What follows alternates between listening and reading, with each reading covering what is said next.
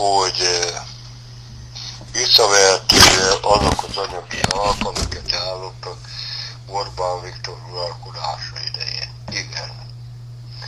Azért, mert aki a demokráciát nem tartja be, azok ellen demokratikus törvények nem alkalmazhatók.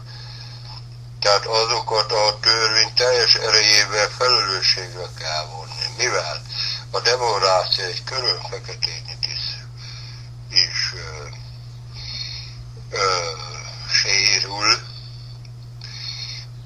abban az esetben már fordítható a demokrácia az emberiség ellen.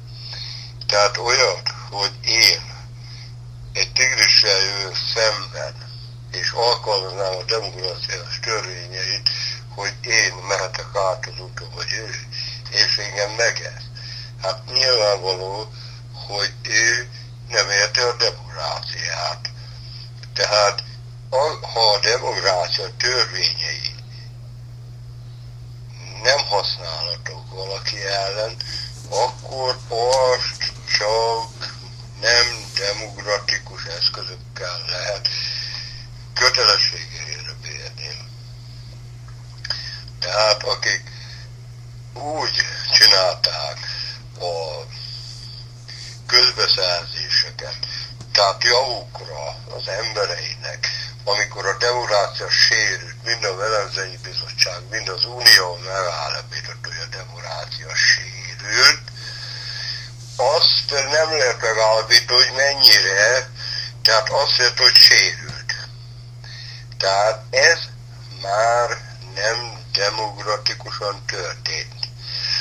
Akár eltávolításuk is nem a demokrácia szabályai szerint történhet. Ebben nekik tisztában kell lenni, míg élnek. Mert amikor a demokráciát egy parányit is megsértik, azt nem lehet tudni, hogy a demokrácia még része milyen parányira sérült. De mind a Velencei Bizottság, mind az Unió megállapította, hogy sérült. Tehát ők már nem demokratikus kormány.